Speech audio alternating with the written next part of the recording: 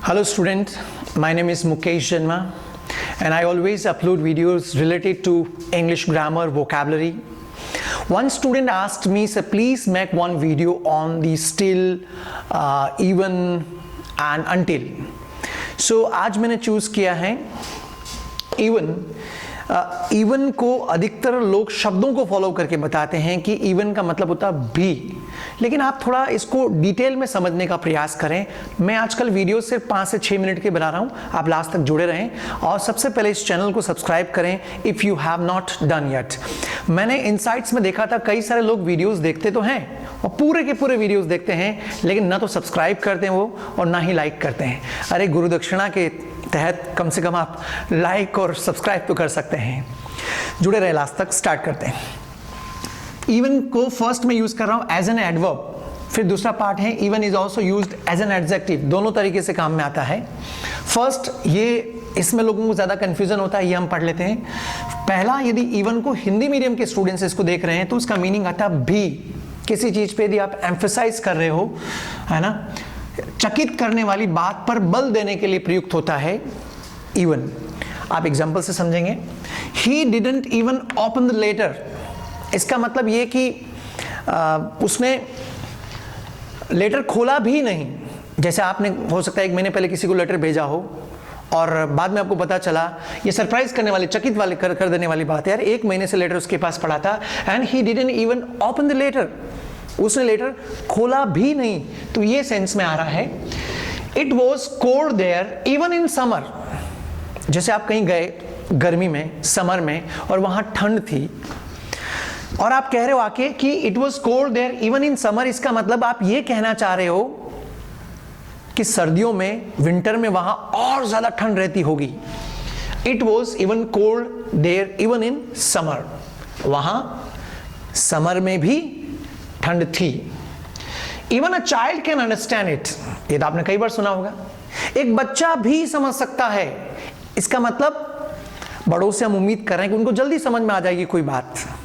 Even a child can understand it. Second use, even as an adverb ही use कर रहे हैं हम, इसमें भी इसका मीनिंग भी ही आता है। तुलना के लिए प्रयुक्त, तुलना को असरदार बनाने के लिए, कंपैरिजन को इफेक्टिव बनाने के लिए भी इवन यूज करते हैं। Go through the example.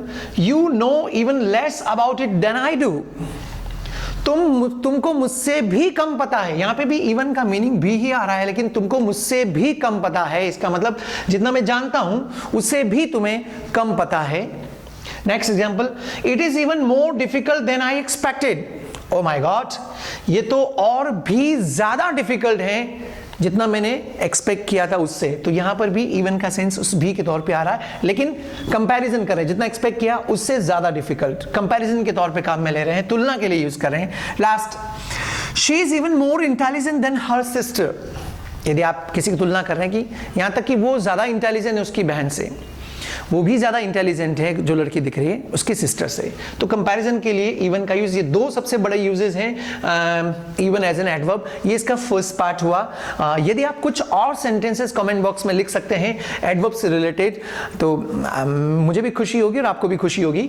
Now second use, even as an adjective. Adjective आप सब जानते हो, ये वर्ब की विशेषता बताते हैं, ये नाउन एंड प्रोनाउन की विशेषता बता रहे हैं। लिसन, पहला यूज है समतल या सपाट। कोई चीज समतल है उसके लिए भी इवन यूज करते हैं। Something is flat.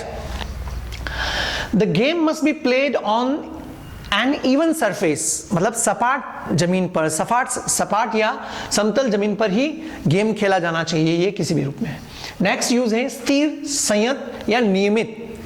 स्थिर है कोई चीज, स्टिल है, उसके लिए भी हम लोग यूज कर सकते हैं even. He is even tempered, in fact I have never seen him angry.